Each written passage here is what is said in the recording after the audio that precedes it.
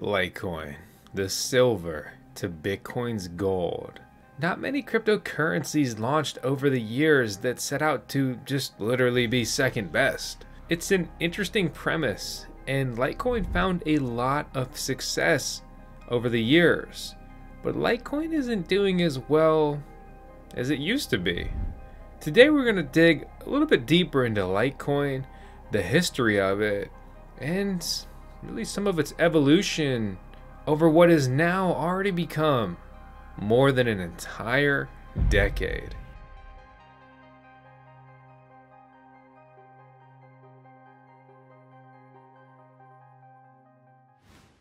Litecoin, spearheaded by Cobb Lee, or Charlie Lee, or Satoshi Lite. Now that's an appropriate name. He banded together with some people on IRC. I bet most of you watching this video don't even know what IRC is anymore.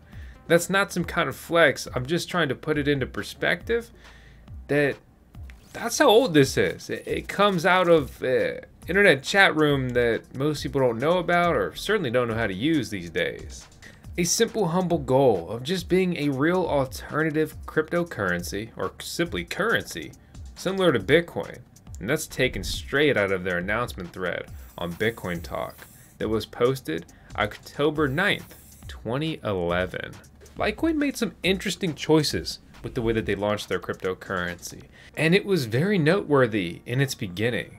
But has it really evolved and scaled and differentiated itself over the years? Well, let's kind of take this piece by piece, or better yet, I just thought of this one, excited, block by block.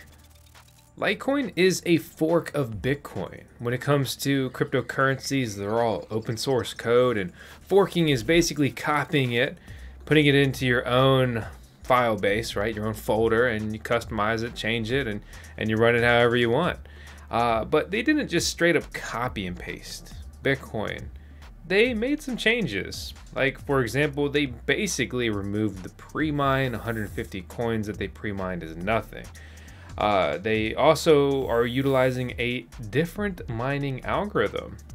They chose to use script, and by using the script mining algorithm in the beginning, you were able to simultaneously mine Bitcoin as well as this new Bitcoin silver, Litecoin. At the same time. That's cool, that's crazy. They sped up the block time because 10-minute blocks were slow for Bitcoin, and they increased the supply to match that increased block speed. To put it simply, for every Bitcoin, there's 4 Litecoin out there. Litecoin found a lot of success around 2014 as far as price appreciation, new users, hash rate going up, which means more people are mining it because, well, they want more Litecoin because these LTCs are becoming valuable. Litecoin also found a lot of success and engagement, and right at that peak of the 2017-28 cryptocurrency bull run in 2018. And I was there for that. And let me tell you, Litecoin was very popular, and Litecoin made a lot of people money. I had gotten a Litecoin miner, the latest and greatest one. It was the Antminer L3 Plus. It's a script miner, and it's an ASIC miner. It's a custom computer literally just built for mining Litecoin. You also merge mine Dogecoin when you mine Litecoin, so you got some Doge along the way, but nobody really cared about the Doge you mined then because almost all of the mining profitability, the money you were earning, was in the Litecoins and not the Dogecoins. But before the era of ASIC mining, right, Litecoin was GPU mined. So before these ASIC miners took over the mining game for Litecoin, you could mine Litecoin with graphics cards, which basically meant anyone with a computer could get some LTC. And utilizing multi-purpose hardware is such a cool phenomenon that is really going by the wayside. Cryptocurrency is so popular now, and there's countless million-dollar mining farm build-outs where there's just major players that want a whole lot of crypto all around, which makes multi-purpose hardware like CPUs and GPUs so much less viable because they're already sitting on a ton of gear And multi-purpose hardware also makes it a lot easier to attack small cryptocurrencies, and these proof-of-work mineable coins are oftentimes vulnerable to the 51% attack. Basically, if you're mining more than 51% of the coins are really blocks, you can attack the network and do something called a double spend. Basically, you're manipulating blocks and you're rewriting the blockchain history. It's bad stuff. But to bring it back here on point and focus, Litecoin was raging, right? It was popular. People were talking about it. They were making a lot of money. They were mining it. They were having a lot of fun. It was getting adopted. A lot of funds were adding it to their portfolios because you wanted to diversify. It wasn't just about Bitcoin. It was also about Litecoin. But why? Well, Satoshi Lite did a very good job from being just a cool, fun, engaging, relatable leader and marketer for Litecoin. And he single-handedly got Litecoin onto Coinbase. But how? Charlie Lee was working at Google when he created Litecoin. But in 2013, emphasis on the early here, right? He began working at Coinbase. Keep in mind that Coinbase was barely a year old then.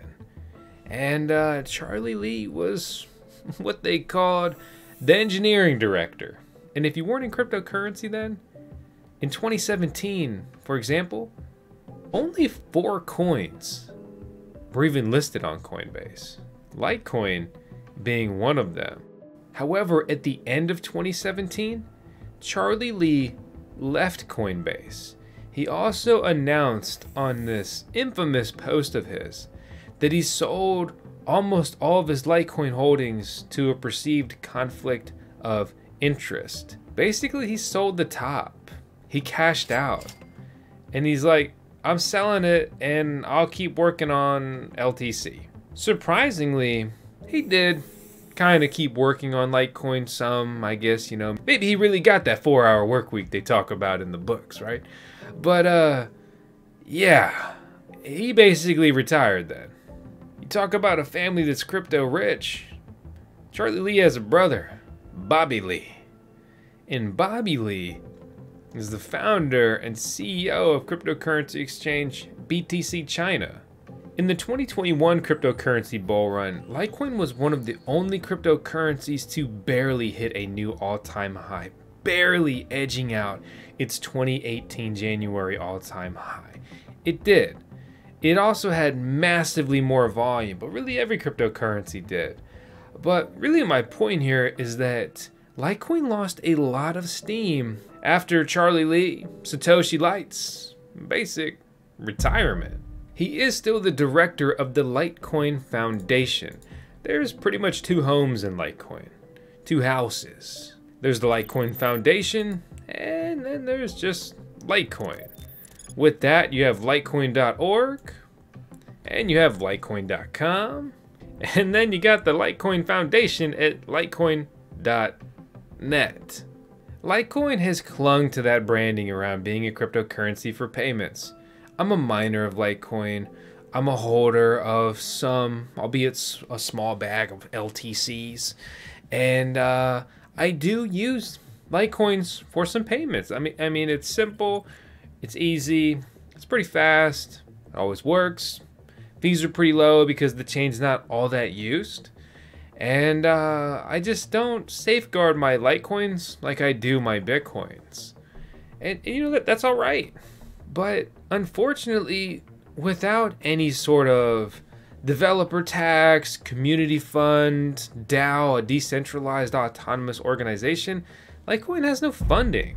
And they don't really get many donations and just not too much goes on. I mean, why would you work on Litecoin for free, right? Unless you just have a bunch of money and you're working towards making it go up. Or you like it and believe it in the mission and everything like that. But at the end of the day, if there's no incentive, right, to work on things, why would people? And that's one of the reoccurring dilemmas in cryptocurrencies that have no sort of rewards and incentives.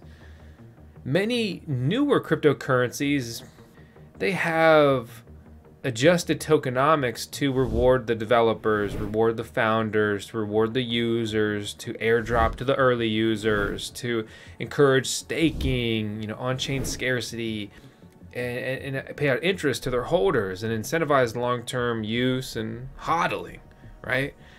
And Litecoin just has none of that. And really, Litecoin functions as a better Bitcoin, but it's less desired than Bitcoin and really will most likely always be that way. When you look at the Litecoin.com news, all they talk about is their Mimblewimble. They kind of picked up the torch from the failed Grin privacy coin. But when you look at this, it's just a monthly update about their Mimblewimble development, and that's kinda it. But the Litecoin Foundation isn't giving up. Maybe development is just slow. And they are looking to have more scalability, become more of a platform blockchain. They've been working on something called Omni Lite. It's an open source platform facilitating the creation of decentralized tokens, smart contracts, crypto assets like, you know, cryptocurrencies that will live on their chain, and NFTs, non-fungible tokens, digital collectibles. This OmniLite protocol is entirely built on top of Litecoin's blockchain. This also will enable them bringing stablecoins to the chain. This is the most interesting development Litecoin has really ever had. But the announcement and really hype around this is from 2021. It's been almost 2 years. Generally speaking, no one knows about OmniLite. No one's using it, and thus nobody cares. But this cryptocurrency that's older than Ethereum, through OmniLite's website, is boasting they're an Ethereum killer. Well, we'll see. These days, Charlie Lee seems more disconnected than ever before. I mean, he doesn't even really tweet about the coin anymore. Just once in a while he gets on, and over the last several months he pretty much just retweets some things about Litecoin. And maybe that's fine. Maybe he's moving on. But I can honestly say that Litecoin just seems to be fading away. And its market cap reflects that. It's now the 16th biggest cryptocurrency, and it kind of just fades away year over year. I would never count Litecoin out, but I would say it's down. It's down. Where does Litecoin go from here? Why do we have Litecoin? Why do we need Litecoin? Previously kind of touted as the public testnet for Bitcoin. But Bitcoin already has a testnet. And Bitcoin has developments and some builders on their chain. And we forced NFTs onto the Bitcoin chain with ordinals, whether anybody liked it or not.